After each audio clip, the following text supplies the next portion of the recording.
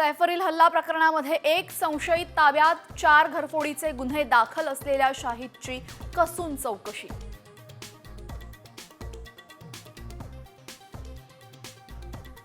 सैफ अली खानच्या घरी घुसताना हल्लेखोराचं नवं सीसीटीव्ही फुटेज समोर, तर सैफच्या पाठीतून काढलेला चाकूच्या तुकड्याचा फोटो सुद्धा सामच्या हाती।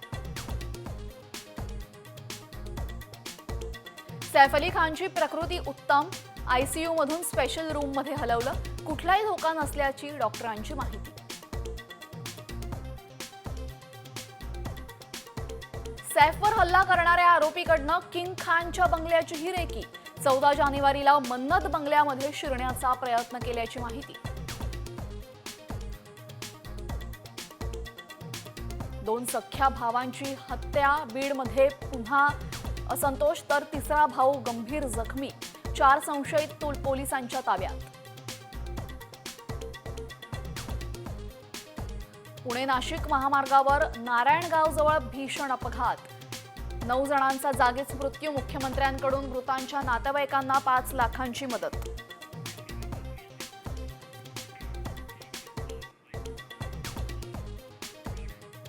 एक महत्त्वाची बातमी सध्या समोर येते। आंबेडकरी अनुयायांकडनं परभणी ते मुंबई लॉंग मार्चला आता सुरुवात झालेली आहे।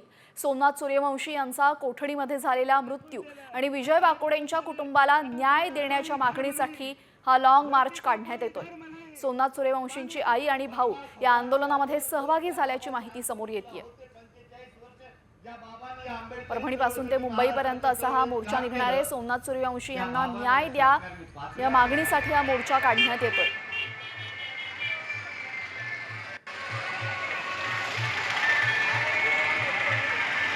परभणीमध्ये झालेल्या प्रकरणानंतर सोमनाथ सूर्यवंशी यांना अटक करण्यात आलेली आणि त्यांचा कोठडीमध्ये मृत्यू झाला होता।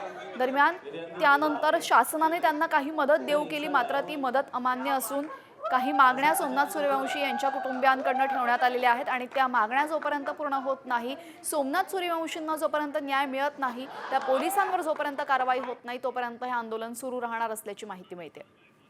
या संदर्भात अधिक माहिती देतात आमचे प्रतिनिधी माधव सावरगावे। माधव, परभणीपासून हा लॉंग मार्च निघालेला आहे, काय काय मागण्या आहेत या आंदोलनकर्त्यांच्या?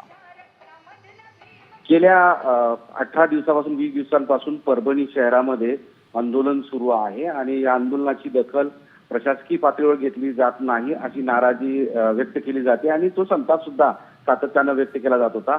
अखेर सोमनाथ सूर्यवंशीला न्याय मिळावा यासाठी आता लॉंग मार्चला सुरुवात झालेली आहे। परभणी ते मुंबई असा तो पायी प्रवास असणार आहे आणि या लॉंग मार्चमध्ये मोठ्या संख्येनं सोमनाथ सूर्यवंशी यांना न्याय मिळावा म्हणून लोक सहभागी झालेले आहेत। एकतर परभणीमध्ये झालेल्या घटनेनंतर जे प्रशासकीय अधिकारी, पोलीस अधिकारी जबाबदार आहेत त्यांच्यावर कारवाई करावं ही सातत्यानं मागणी होती। ती मागणी धरून ह्या सगळ्या आंदोलनाला सुरुवात झाली होती। बराच काळ तिथे ठिय्या आंदोलन करून सुद्धा पदरात काही पडत नाही आणि न्याय मिळत नाही अशी एक भूमिका असंही एक सगळ्यांच्या मनात गृहीत धरलं होतं। प्रशासन या संपूर्ण आंदोलकांकडे दुर्लक्ष करत असल्याची भावना त्यांच्यामध्ये आहे, म्हणून हा लॉंग मार्च आता काढला जातोय। धन्यवाद माधव आपण दिलेल्या माहितीबद्दल। या बातमीनंतर आता बातमी आहे अभिनेता सैफ अली खान याच्यावर झालेल्या हल्ल्यासंदर्भातली।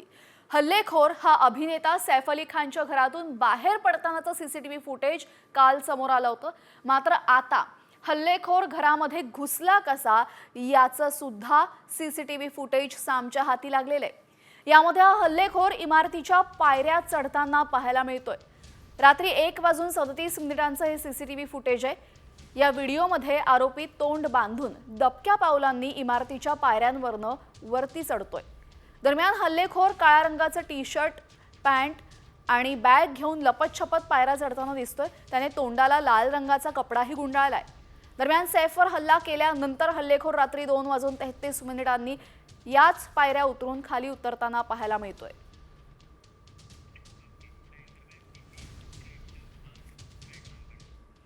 बातमी आहे राजकीय वर्तुळातून राज्य मंत्रिमंडळाचा विस्तार होऊन जवळपास महिना उलटलेला आहे, मात्र तरीही महायुती सरकारकडनं पालकमंत्री पदाचं वाटप झालं नाहीये। महायुतीमधील 3ही पक्षांमध्ये पालकमंत्री पदावरनं जोरदार रस्सीखेच सुरू असल्याचं दिसतंय आणि त्याचमुळे हे वाटप सुद्धा रखडल्याचं समजतंय। त्यामुळे या सर्व पार्श्वभूमीवर येत्या 2 दिवसांमध्ये बैठक होणार आहे आणि त्यामध्ये पालकमंत्री पदासंदर्भात अंतिम चर्चा होणार असल्याची माहिती मिळते आणि अंतिम चर्चा होऊन नावं निश्चित करण्याचं महायुतीच्या नेत्यांनी ठरवल्याचं समजतंय। दरम्यान कोणत्या जिल्ह्यामध्ये पालकमंत्री पदावरनं वाद आहे आपण पाहूयात। तर पुण्याचं पालकमंत्री पदावरनं अजित पवार आणि चंद्रकांत पाटील यांच्यामध्ये रस्सीखेच सुरू असल्याची माहिती आहे। रायगडमध्ये भरत गोगावले आणि आदिती तटकरे यांच्यामध्ये रस्सीखेच सुरू आहे। तर बीडमध्ये भावा बहिणींमध्ये रस्सीखेच सुरू आहे। पंकजा मुंडे विरुद्ध धनंजय मुंडे, संभाजीनगरमध्ये संजय शिरसाट विरुद्ध अतुल सावे, कोल्हापूरमध्ये पालकमंत्री पदावरनं प्रकाश आंबेडकर आणि हसन मुश्रीफ यांच्यामध्ये चढाओढ सुरू आहे। तर साताऱ्यामध्ये शिवेंद्रराजे भोसले, जयकुमार गोरे, शंभूराज देसाई आणि मकरंद पाटील अशा 4 जणांची नावं समोर येत आहेत। त्यामुळे नाशिकमध्ये सुद्धा पालकमंत्री पदासाठी 4 नावं समोर येत आहेत। गिरीश महाजन, दादा भुसे, नरहरी झिरवाळ आणि माणिकराव कोकटे या 4 नावांची चर्चा सध्या सुरू आहे। आता बातमी आहे लाडक्या बहिणींसाठी आनंदाची। 26 जानेवारीपर्यंत लाडक्या बहिणींच्या खात्यामध्ये पैसे जमा होणार अशी माहिती आता महसूल मंत्री चंद्रशेखर बावनकुळेंनी दिलेली आहे। लाडक्या बहिणींना जानेवारीचा हप्ता घेण्याचा कुठलाच निर्णय घेण्यात आलेला नाहीये। त्यामुळे लाडकी बहीण योजनेचा पुढील हप्त्यासाठी महिलांना वाट ठीक है।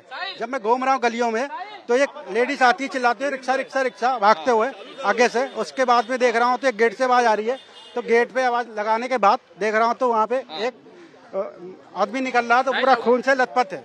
हाँ, जो 4-5 लोग भी हैं उसमें जो आए तो उसमें एक बैट से पूरा एकदम बिल्कुल रेड रेड कलर का दिख रहा है, खून ही खून ब्लड दिख रहा है।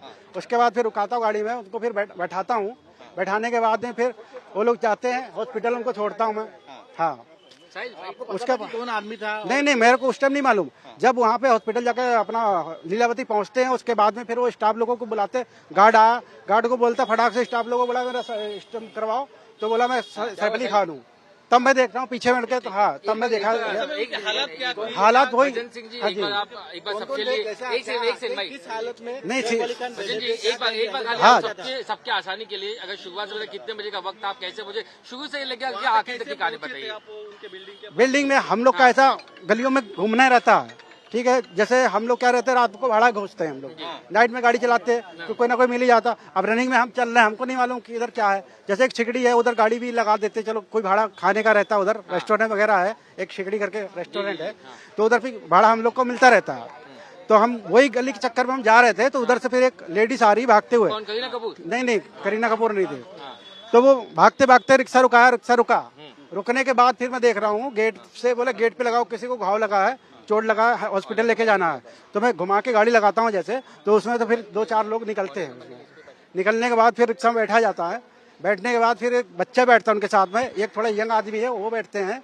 उसके बाद में फिर हम लोग लेके चल जाता हूँ सीधा अपना। आपको पता नहीं होता कि नहीं ये सैफ अली खान लगा होता है, वो किस हालत में? वो नॉर्मल से उस टाइम इतना सीरियस नहीं थे, जैसे नॉर्मल से ही थे। घाव पे ऐसा लगा था, खून दिखा, हाँ खून आ रहा था, ये खून इधर से निकल रहा था, पूरा रेड रेड दिख रहा था। ऐसा बाइट में थोड़ा ज्यादा ही लगता, जैसे बाइट में जरा सा भी लग जाता धब्बा तो लगता। अब कितना लगा था ये सब नहीं, क्योंकि मेरे को लग रहा था काफी जख्म लगा था उनको। हाँ, तो आपसे क्या बातें हुई? मेरे से नहीं वो मेरे से कुछ नहीं बात हुआ, उनसे मेरा कोई बात नहीं हुआ। वो बैठ गए। बैठने के बाद फिर मेरे को बोला चलो हॉस्पिटल लेके चलो, हॉस्पिटल लेके। हाँ नहीं, पहले ये डिसाइड नहीं हुआ था, बीच में फिर बाद में डिसाइड हुआ कि बोले होली फैमिली जाएंगे। फिर आपस में ही उन्होंने डिसाइड किया कि होली फैमिली जाएंगे या लीलावती जाएंगे। तो मैंने पूछा सर किधर जाएंगे आप, लीलावती जाएंगे किधर जाएंगे?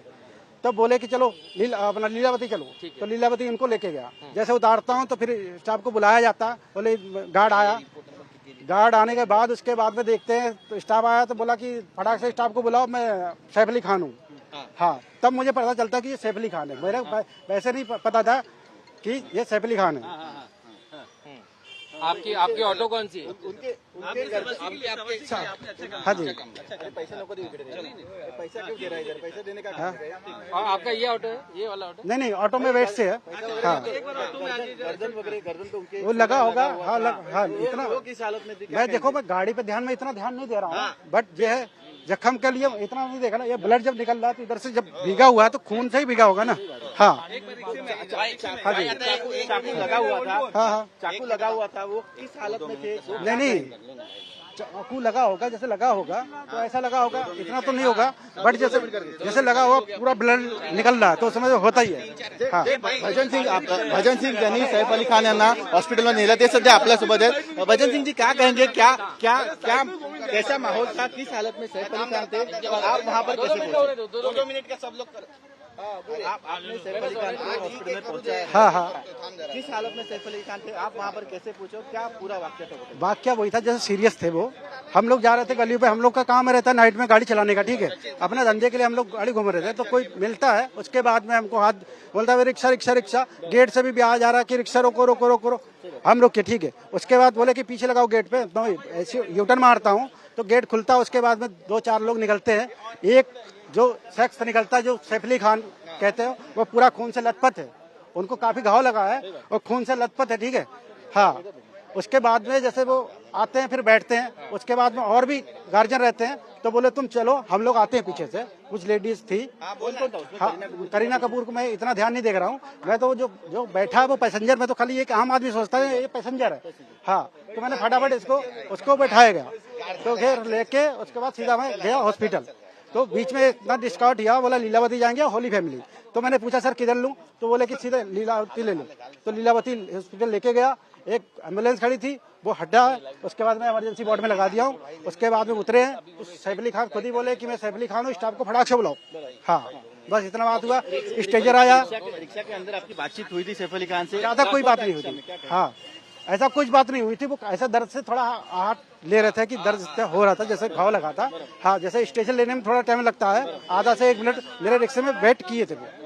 हाँ, मैं उनसे कुछ बात नहीं किए थे, बोले घाव लग गया ज्यादा ऐसा। हाँ, सैफ अली खान से क्या? नहीं, वो कुछ दिए भी नहीं थे, और एक उनके जो साथ में थे, उतारने के बाद वो ऐसे करके हाथ हिला दिए थे, मैंने चलो ठीक है, ऐसा हो गया था। अस्पताल पहुंचा हाँ है जी। आपके करीना कपूर भी वहाँ पर थी, क्या कहेंगे? करीना कपूर वहाँ पर थी, जो वीडियो दिख रहा है उसमें आपके साथ नहीं, करीना कपूर नहीं मेंबर थे वो भी दिख रहे थे। नहीं। हाँ, करीना कपूर को मैं ध्यान नहीं दिया था, अगर होगी तो आगे पीछे में होगी, बट मैं उनको नहीं देखा था। मेरे को तो पैसेंजर जो था, जो अपना पैसेंजर समझ रहा था भाड़ा, मैं उन पे ही फोकस कर रहा था, मेरे को ये सब नहीं था कि कोई स्टार था। हाँ, तो कुछ बातचीत अंदर हुई थी, सैफ अली खान ने आपसे कुछ बात की? मेरे से ऐसा कुछ भी नहीं हुआ था। जब बोले हैं तो उसके बाद 1 मिनट जब वेट किए कि मैं सैफ अली खान हूँ, स्टाफ को बुलाओ फटाक से, मेरा सर्जरी कराओ, जो डॉक्टरी कराओ। हाँ, तब मुझे पता चला कि ये सैफ अली खान है। हाँ, रिक्शा में अंदर कौन था? उनका लड़का तैमूर था? हाँ, छोटा बच्चा था कोई साथ में, एक और था उनके साथ में कोई, बस। हाँ, आमतौर पर आप रात में रिक्शा चलाते थे, पैसा ज्यादा मिलता है रात में, आपने क्या सैफ अली खान से पैसा लिया था, क्या कहेंगे? नहीं, ऐसा कुछ नहीं सर, मैं कोई ऐसा कुछ जानता भी नहीं कि ये सैफ अली खान है, और मैं तो जैसे रोड पे चल रहा हूँ, और मुझे क्या मालूम कि ये सैफ अली खान है या कोई आम आदमी है। ऐसा चार्ज क्यों नहीं किया उनको? चार्ज क्या, अभी उनसे क्या मांगता, जब वो खुद ही बता रहे कि मैं सैफ अली खान हूँ, बट क्या है। हाँ, वो ऐसा हाथ हिला दिए तो बस मैंने हो गया, मैंने चलो ठीक है, मैंने बस ठीक, इनको जब जे ठीक हो गए तो बहुत ठीक हो गए। हाँ, भजन सिंग यांनी रिक्षामधून सैफ अली खान यांना हॉस्पिटलमध्ये नेलं होतं। विशेष म्हणजे रात्रीच्या वेळेला रिक्षा चालवत असताना देखील एक रुग्ण त्यांच्या रिक्षामध्ये बसला होता, जो जखमी होता। रिक्षावाल्याला याची देखील कल्पना नव्हती की आपल्या रिक्षामध्ये सैफ अली खान बसलेले आहेत। अगदी उतरताना सैफ अली खान यांनी त्यांना सांगितलं की मी सैफ अली खान आहे, आणि त्याच्यानंतर त्यांनी कोणतंही भाडं जे होतं ते त्यांना आकारलेलं नाही। आपण बघतोय की याच रिक्षामधून सैफ अली खान यांना लीलावती रुग्णालयात नेण्यात आलं। सुरुवातीला आपल्या बिल्डिंगच्या खाली जेव्हा सैफ अली खान हे जखमी अवस्थेत होते तेव्हा करीना कपूर आणि इतर कर्मचाऱ्यांनी रिक्षा थांबवली। रिक्षा थांबवल्यानंतर हीच ती रिक्षा आहे, ती रिक्षा सैफ अली खान यांच्या मदतीला हा रिक्षा चालक जो होता तो धावत आला। सुरुवातीला रिक्षा चालकाचा असा दावा आहे की त्याला कोणतीही कल्पना नव्हती की नेमकं त्याच्या रिक्षामध्ये पॅसेंजर म्हणून कोण बसलेलं आहे। मात्र रिक्षामध्ये 3 लोक बसलेली होती, सैफ अली खान आणि त्यांची दोन्ही मुलं ही या रिक्षामध्ये बसलेली होती। याच रिक्षामधून त्यांना सैफ अली खान याने तर सैफला हॉस्पिटलमध्ये नेणारा रिक्षावाला सॅम टीव्हीवर होता, त्याने काय म्हटलेले आपण ऐकलेलंच आहे। रात्रीच्या वेळी एका महिलेने रिक्षा थांबवली आणि त्यानंतर सैफ अली खान या रिक्षामध्ये चढला, त्याच्यासोबत त्याचा मुलगा सुद्धा होता। या सर्व महत्त्वाच्या बातम्यांनंतर आता राज्यातल्या इतरही काही बातम्या पाहूयात वेगवान स्वरूपात। सैफ अली खानवरील हल्ल्या प्रकरणामध्ये शाहिद नावाच्या एका संशयिताला ताब्यात घेण्यात आलेले आहे। त्याची कसून चौकशी सुरू आहे। शाहिदवर यापूर्वी 4 घरफोडीचे गुन्हे दाखल करण्यात आलेले आहेत। त्यामुळे सैफवरील हल्ला प्रकरणी त्याच्यावरील संशय आता बळावलेला आहे। सैफ हल्ला प्रकरणी आरोपीच्या अटकेचं मुंबई पोलिसांनी खंडन केलंय। सैफ हल्ला प्रकरणी कुणालाही अटक करण्यात आली नाही असं स्पष्टीकरण मुंबई पोलिसांनी दिलंय। संशयिताला ताब्यात घेऊन चौकशी सुरू असल्याचं मुंबई पोलिसांनी म्हटलंय। अभिनेता सैफ अली खानच्या पाठीतून काढलेल्या चाकूच्या तुकड्याचा फोटो आता समोर आलाय। सैफ अली खानवर चाकूनं हल्ला करण्यात आला होता। या हल्ल्यानंतर चाकूचा तुकडा सैफच्या पाठीत अडकला होता। सैफवर शस्त्रक्रिया करून 2.5 इंचांचा चाकूचा तुकडा बाहेर काढण्यात आलाय।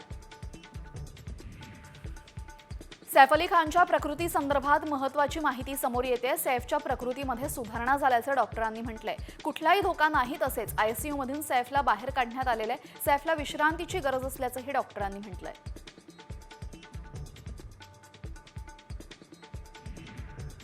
अभिनेता सैफ अली खानवर हल्ला करणारा आरोपी अजूनही मोकाटच आहे। आरोपीला पकडण्यामध्ये पोलिसांना यश आलेलं नाही। पोलिसांच्या 20 पथकांकडून तपास सुरू आहे। पोलिसांनी सैफच्या इमारतीमध्ये 3 DVR ताब्यात घेण्यात आलेले, तसंच घरामध्ये काम करणाऱ्या 15 जणांना चौकशीसाठी ताब्यात घेतलेले आहे। सैफ अली खानवर हल्ला करणारा हल्लेखोर वसई विरारच्या दिशेनं पळाल्याचा संशय व्यक्त केला जातोय। वांद्रे स्टेशनमधील सीसीटीव्हीमध्ये आरोपी कैद झाल्याची माहिती सूत्रांनी दिली आहे, तर सीसीटीव्हीच्या सहाय्याने चोराचा मागोवा पोलिसांकडून घेतला जातोय। सैफवर हल्ला करणाऱ्या आरोपीनं शाहरुख खानच्या घराची सुद्धा रेकी केल्याची माहिती समोर येते। 2 दिवसांपूर्वी शाहरुख खानच्या घरातही एकानं घुसण्याचा प्रयत्न केला होता, अशी माहिती सूत्रांनी दिली आहे। सैफ अली खानवरील चाकू हल्ल्यानंतर बॉलिवूड आता चिंतेत आहे। या हल्ल्याप्रकरणी अभिनेता शाहिद कपूरची प्रतिक्रिया समोर आली आहे। सैफवरील हल्ला धक्कादायक असल्याचं शाहिदनं म्हटलंय, तर मुंबईसारख्या सुरक्षित शहरामध्ये अशी घटना घडते यावर विश्वासच बसत नसल्याचं शाहिदनं सांगितलंय। महिलेशी हुज्जत घालणाऱ्या तृतीयपंथीयाला नागरिकांनी चोप दिलेला आहे। बीडच्या माजलगाव शहरामध्ये घटना घडली। महिलेने 20 रुपये दिल्यानंतर देखील तृतीयपंथीयाने जास्तीचे पैसे महिलेकडे मागितले, त्यानंतर हुज्जत घातली। त्यानंतर नागरिकांनी या तृतीयपंथीयाला बेदम चोप दिलाय।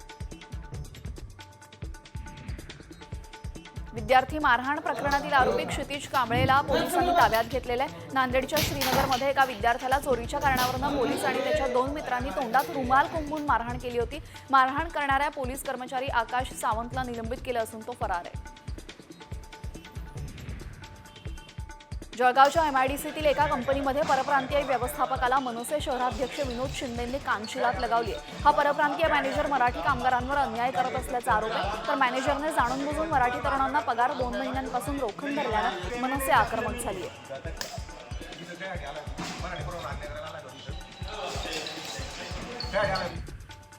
रत्नागिरीमध्ये एका खासगी कार्यालयातील कर्मचाऱ्याकडून मराठी ग्राहकाला अपमानास्पद वागणूक देण्यात आली। यावरून मनसे पदाधिकाऱ्यांनी संबंधित कर्मचाऱ्याला जाब विचारल्यानंतर परप्रांतीय कर्मचाऱ्याने माफी मागितली। शिवाय 24 तासामध्ये कर्मचाऱ्यावर कारवाई करण्याचं आश्वासन कंपनीने दिलेलं आहे।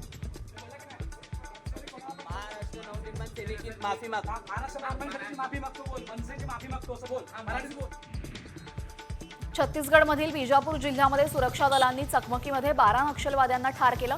सुरक्षा दलाच्या या कारवाईला या महिन्यात 6 जानेवारी रोजी बिजापूरमध्ये सुरक्षा दलाच्या ताफ्यावर झालेल्या हल्ल्याचा बदला मानला जात आहे। यामध्ये 8 सैनिक शहीद झाले होते। बीडच्या अंबाजोगाई शहरातील मोरेवाडी परिसरामध्ये गोळीबाराची घटना घडली। नवनाथ कदम यांच्या मुलावर रेणापूर येथील रहिवासी असलेल्या गणेश पंडित चव्हाण या युवकाने गोळीबार करून दहशत निर्माण करण्याचा प्रयत्न केला। या गोळीबारामध्ये कुणीही जखमी झालं नसलं तरीही या घटनेनं शहरामध्ये मोठी खळबळ उडाली आहे। शिक्षक भरतीचा दुसरा टप्पा लवकरच सुरू होणार आहे। त्यासाठी 20 जानेवारीपासून शिक्षक भरती पोर्टल सुरू होणार आहे। गेल्या अनेक दिवसांपासून शिक्षक भरतीची प्रतीक्षा होती। अखेर या भरतीचा दुसरा टप्पा लवकरच सुरू होतोय। कोल्हापुरात आरोग्य विभाग अधिक सक्षम करण्यासाठी वैद्यकीय शिक्षण विभागाकडून मनुष्यबळ वाढवण्यात येत आहे। राजश्री शाहू महाराज शासकीय वैद्यकीय महाविद्यालयामध्ये चतुर्थ श्रेणी वर्गातील 96 पदांवर भरती होणार आहे। गेल्या 20 वर्षांमध्ये पहिल्यांदाच शासकीय सेवेतील कायमस्वरूपी पदाची भरती होती आहे। बेलापूरच्या सिडको भागातील नैना कार्यालयामध्ये कामकाजाच्या वेळेमध्ये गाण्यांची मैफिल रंगलेली आहे. कामाच्या वेळेमध्ये कर्मचाऱ्यांनी गाणी गायलेली आहेत. नैना प्रकरणी जाब विचारण्यासाठी गेलेल्या एका प्रकल्पग्रस्त नागरिकाने या घटनेचा व्हिडिओ काढलाय. मला अधिकार आहे.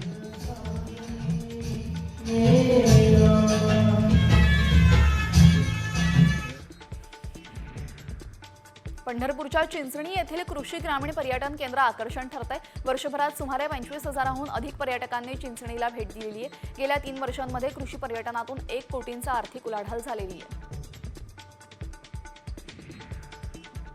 राष्ट्रपती भवन इथं मेजर ध्यानचंद खेलरत्न पुरस्कार विजेत्यांना भारताच्या राष्ट्रपतींकडून पुरस्कार प्रदान करण्यात आला. पॅरिस ऑलिम्पिक पदक विजेती नेमबाज मनू भाकर, जागतिक बुद्धिबळ स्पर्धेतील विजेता डी गुकेश, हॉकी संघाचा कर्णधार हरमनप्रीत सिंग आणि पॅराऑलिम्पिक खेळाडू प्रवीण कुमार यांना यावेळेस खेलरत्न पुरस्कार प्रदान करण्यात आलाय. दिल्ली मेट्रोमध्ये विद्यार्थ्यांना 50% सवलत मिळावी अशी मागणी केजरीवाल यांनी पंतप्रधान मोदींना पत्र लिहून केलेली आहे. तसेच दिल्ली मेट्रोमध्ये केंद्र आणि दिल्ली सरकार दोघांचाही वाटा आहे. अशा परिस्थितीमध्ये सवलत देण्याचा खर्च दोन्ही सरकारने एकत्रपणे उचलला पाहिजे असंही केजरीवाल पत्रात म्हणतायत.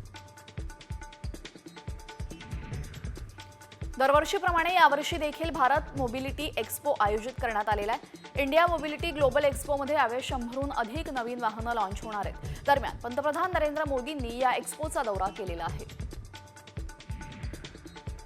एलॉन मस्क यांच्या स्पेसएक्सच्या स्टारशिप रॉकेटचा गुरुवारी 7व्या चाचणी उड्डाणादरम्यान स्फोट झाला आणि ते जमिनीवर कोसळलं. एलॉन मस्क यांनी स्वतः याचा व्हिडिओ शेअर करत आपली प्रतिक्रिया दिलेली आहे. टेक्सास येथील बोका चिका या प्रक्षेपण केंद्रावरनं या रॉकेटने उड्डाण केलं होतं.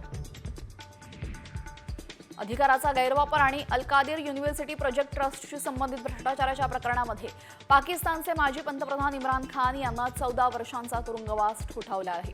तर त्यांची पत्नी बुशरा बीबी यांना देखील 7 वर्षांची शिक्षा सुनावली आहे. कोर्टानं त्यांना $3,500चा दंडही ठोठावलाय.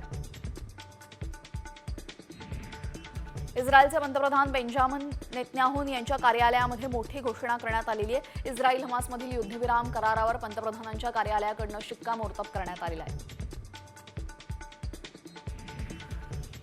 पंढरपुरात विठ्ठल रुक्मिणी मंदिर मुक्तीदिन साजरा करण्यात आला. 14 जानेवारी 2014 रोजी सर्वोच्च न्यायालयाने विठ्ठल रुक्मिणी मंदिरातील बडवे उत्पात यांचे अधिकार संपुष्टात आणले. त्यानंतर हे मंदिर शासन नियुक्त समितीच्या ताब्यात आलं. तर रुक्मिणी मातेच्या पूजेसाठी 3 महिला पुजाऱ्यांची नियुक्ती करण्यात आली.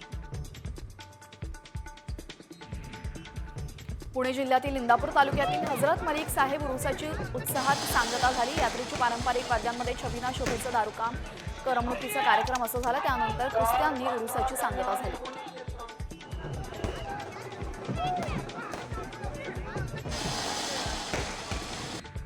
बीडच्या वडवणी तालुक्यातील देवडी गावामध्ये राणूबाई देवी यात्रेमध्ये कुस्त्यांची दंगल रंगली. यावेळेस जिल्ह्यासह राज्यभरातून आलेल्या पैलवानांनी कुस्त्यांचा आखाडा गाजवलाय.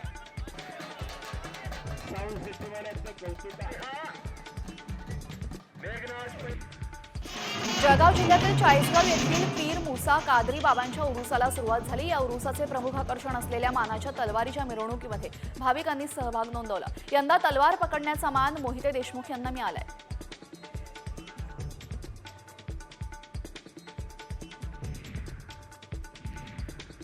मिरजमध्ये मीरासाहेब दर्ग्यामध्ये मंडप उभारण्यात आला. यावेळेस भाविक मोठ्या संख्येने उपस्थित होते. परंपरेप्रमाणे येत्या आठवड्यामध्ये चंद्रदर्शनानंतर उरुसाला सुरुवात होणार आहे. यंदा 650वा उरुस असल्याने विविध धार्मिक आणि सांस्कृतिक कार्यक्रमांचं आयोजन करण्यात आलंय. नागपूर टेकडी गणेश मंदिरामध्ये तिळ चतुर्थीच्या निमित्ताने भाविकांनी मोठी गर्दी केली. या पार्श्वभूमीवर मंदिरांची फुलांनी सजावट करण्यात आली होती. या तिळ चतुर्थीच्या निमित्ताने टेकडी गणेश मंदिरामध्ये 900 किलोच्या तिळाची रेवडी वाटप करण्यात आली.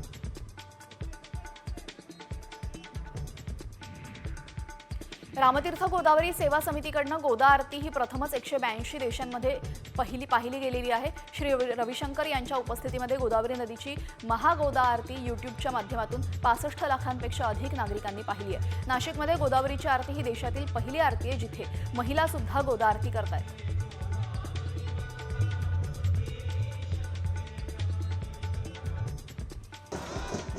महाकुंभमेळ्यामध्ये लाखो भाविक पोहोचलेत. अशातच तुम्ही सुद्धा कुंभमेळ्याला जात असाल तर ई पास असणं गरजेचं आहे. उत्तर प्रदेश सरकारने महाकुंभमेळ्यामध्ये सहभागी होण्यासाठी ई पास सुविधा आता सुरू केलेली आहे.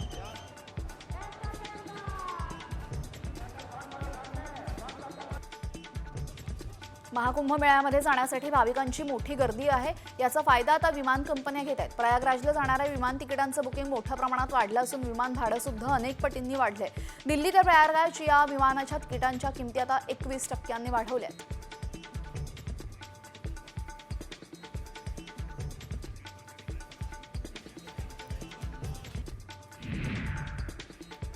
वाल्मिक कराडवरील खोटे गुन्हे मागे घेण्याच्या मागणीसाठी बीडच्या केज तालुक्यातील राजेगावमध्ये कराड समर्थक आक्रमक झाले. नानासाहेब चौरे नामक दिव्यांग समर्थक थेट पाण्याच्या टाकीवर चढून आंदोलन करतोय. गुन्हा मागे घेतल्याशिवाय उतरणार नाही असा आक्रमक पवित्रा या आंदोलकानं घेतलेला आहे. वाल्मिक कराड समर्थकांनी केज राळेगाव रस्त्यावर टायर पेटवत आंदोलन केलेले. वाल्मिक कराडवर मकोका दाखल झाल्यानंतर कराड समर्थक आक्रमक झालेत. वाल्मिक कराडवरील खोटे गुन्हे मागे घेण्याची मागणी समर्थकांनी केलेली आहे.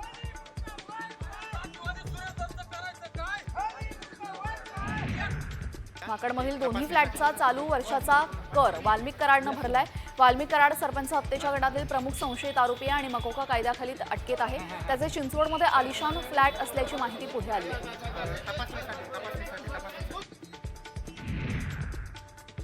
सरपंच संतोष देशमुख हत्या प्रकरणातील संशयित आरोपी वाल्मिक कराडचे पुण्यामध्ये आणखी 3 फ्लॅट असल्याची माहिती समोर आली.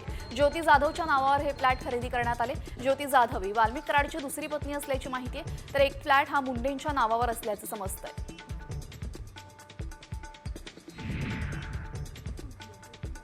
वाल्मिक कराडवर मकोका लावल्यानंतर सीआयडी तपासातील अधिकारी बदलण्यात आलेला आहे. आता या प्रकरणाचा तपास अप्पर पोलीस अधीक्षक किरण पाटील करणार आहेत. याआधी सीआयडीचे उपाधीक्षक अनिल गुजर तपास करत होते. वाल्मिक कराडला विदेशातून फोन करणारा व्यक्ती हा त्याचाच नातेवाईक असल्याचं समोर आले. त्याचे आर्थिक व्यवहार पाहणारा सुद्धा विदेशात असल्याचं तपासात उघड झालेलं आहे. त्यामुळे वाल्मिक कराडनं विदेशात गुंतवणूक केली असल्याची माहिती आहे. आता कराडची विदेशामध्ये नक्की किती संपत्ती आहे याचा शोध तपास यंत्रणा घेत आहेत.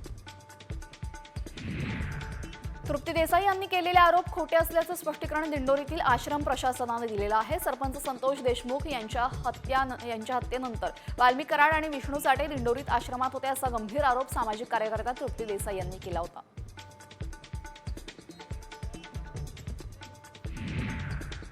बीड प्रकरणामध्ये सरकारी वकील म्हणून उज्ज्वल निकमांची नियुक्ती होण्याची शक्यता वर्तवण्यात येते. त्यामुळे संतोष देशमुख हत्येसंदर्भात फडणवीस आणि उज्ज्वल निकम यांच्यामध्ये 10 मिनिटे चर्चा झाल्याची माहिती सूत्रांनी दिली आहे. तर संतोष देशमुख हत्या केस उज्ज्वल निकम यांच्याकडे द्या अशी मागणी देशमुखांच्या कुटुंबियांनी केली होती.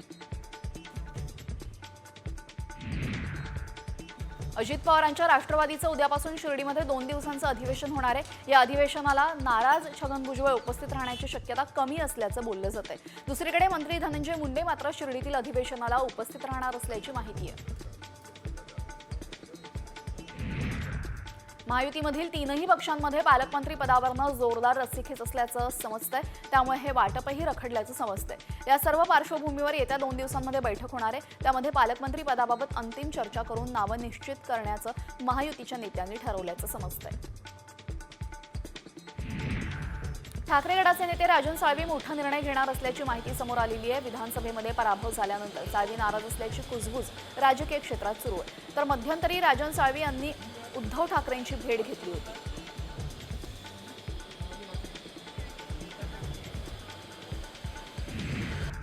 संजय शिरसाट यांना सिडकोच्या अध्यक्षपदावरून हटवण्यात आलेले आहे. मंत्रिपदाचा पदभार स्वीकारल्यानंतर शिरसाटांनी सिडकोचा राजीनामा देणं अपेक्षित होतं, पण त्यांनी राजीनामा दिला नाही. त्यामुळे अखेर राज्य सरकारनं त्यांना सिडकोच्या अध्यक्षपदावरून हटवलं. उपमुख्यमंत्री एकनाथ शिंदे 23 जानेवारीपासून महाराष्ट्रात आभार दौरा करणार आहेत. बाळासाहेब ठाकरेंच्या जयंतीपासून आभार दौऱ्याची सुरुवात होणार आहे. 23 जानेवारीला मुंबईमध्ये बीकेसीमध्ये शिवसेनेचा मेळावा घेण्यात येणार आहे. या मेळाव्यापासून दौरा सुरू करण्यात येणार आहे. खराब रस्त्यामुळे देशामध्ये अनेक ठिकाणी बळी जात आहेत. खराब रस्ते बांधल्यास अजामीनपात्र गुन्हा ठरवण्यात यावा. अपघातांसाठी रस्ते कंत्राटदार आणि अभियंत्यांना जबाबदार धरून त्यांना तुरुंगात पाठवावं असं केंद्रीय रस्ते वाहतूक मंत्री नितीन गडकरी यांनी म्हटलेलं आहे. रोड बनाते समय ये इतने सीरियस नहीं होते. यानंतर आता बातमी आहे अजित पवारांच्या राष्ट्रवादी संदर्भातली. अजित पवारांच्या राष्ट्रवादीचं उद्यापासून शिर्डीमध्ये 2 दिवसांचं अधिवेशन होणार आहे. या अधिवेशनाला मंत्रिपद न मिळाल्यामुळे नाराज असलेले छगन भुजबळ उपस्थित राहण्याची शक्यता कमीच असल्याचं बोललं जात आहे. दरम्यान प्रकृती अस्वास्थ्यामुळे भुजबळ अनुपस्थित राहणार असल्याचं समजतंय, तर दुसरीकडे मंत्री धनंजय मुंडे मात्र शिर्डीतील अधिवेशनाला उपस्थित राहणार असल्याची माहिती सूत्रांनी दिली आहे.